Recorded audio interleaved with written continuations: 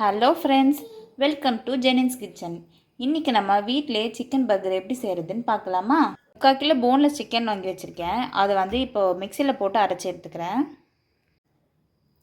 Chicken இந்த அளவுக்கு சாஃப்டாக அரைச்சி வச்சுட்டு வந்திருக்கேன். இப்போ இது கூட நம்ம கொஞ்சம் மசாலா சேர்க்கணும். கொஞ்சமாக தனி மிளகாத்தூள், கரம் மசாலா, சீரகத்தூள், அப்புறம் தேவையான அளவு உப்பு இதை சேர்த்துக்கிறேன்.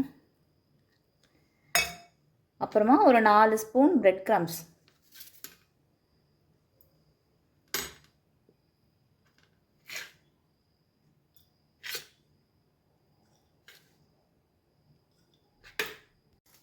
அப்புறம் ஒரு ஸ்பூன் போல் இஞ்சி பூண்டு பேஸ்ட் சேர்த்துக்கிறேன். நல்லா பிசைஞ்சிக்கலாம்.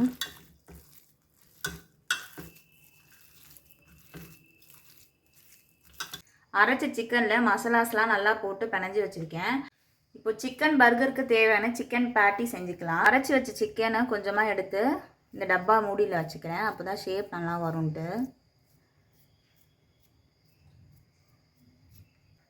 இப்போ அழகாக ஷேப்பாக வந்துடுச்சு. நான் இது கூட ஒரு எக்கு பீட் பண்ணி வச்சுருக்கேன். கூடவே பிரெட் க்ரம்ஸ் எடுத்து வச்சுருக்கேன்.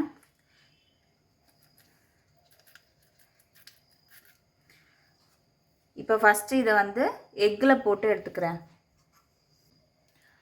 இப்போ இதை பிரெட் க்ரம்ஸில் கோட் பண்ணி எடுத்துக்கிறேன்.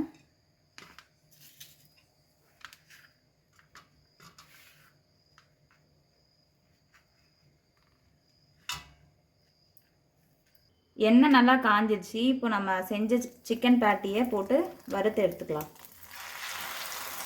இது வேகிறதுக்கு எப்படியும் கண்டிப்பாக ஒரு 20 மினிட்ஸ் ஆகும்.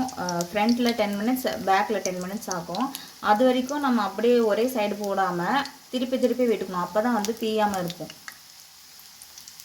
இப்போ ஒரு சைடு கொஞ்சம் வெந்திருக்கு, அதனால் நான் இன்னொரு சைடு திருப்பி போட்டிருக்கேன்.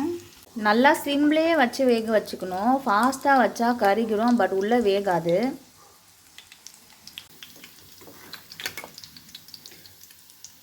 இப்போது சிக்கன் பர்கருக்கு தேவையான சிக்கன் பேட்டி ரொம்பவே சூப்பராக ரெடி ஆகிடுச்சு. இப்போ நான் தனியாக எடுத்து வச்சுக்கிறேன். பர்கர் சாஸ்க்கு கொஞ்சமாக 2 ஸ்பூன் மயோனைஸ் எடுத்துக்கிறேன். இது கூடவே டொமேட்டோ சாஸ் சேர்த்துக்கிறேன்.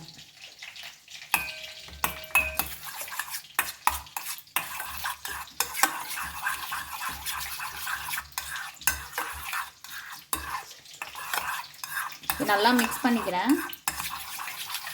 அவ்வளோதான், சூப்பராக பர்கர் சாஸ் ரெடி ஆகிடுச்சு. இந்த மாதிரி கடையிலே பர்கர் பண்ணு விற்பாங்க.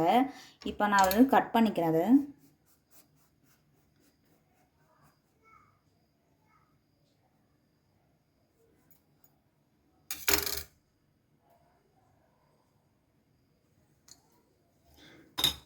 இப்போது இதில் ஒரு சைடு நம்ம செஞ்சு வச்ச பர்கர் சாஸை சேர்த்துக்கிறேன்.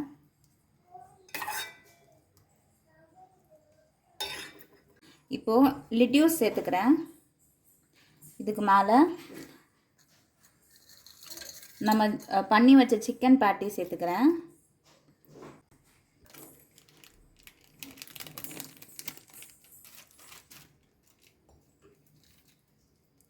இதுக்கு மேலே சீஸ் வச்சுக்கிறேன்.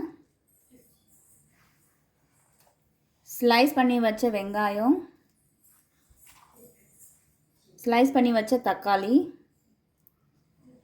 அப்புறம் நம்ம கட் பண்ண இன்னொரு பார்ட் இருக்கு இல்லையா, இதில் மயோனைஸ் சேர்த்துக்கணும்.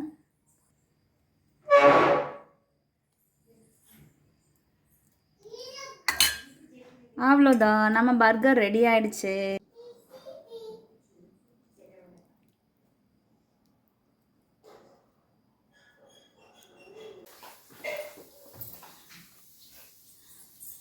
பர்கர் எப்படி பாருக்கு? சூப்பரா இருக்கு. குருமணி சொல், பர்கர் எப்படி இருக்கு சொல்லுங்க. நல்லா இருக்குங்க. ஓகே.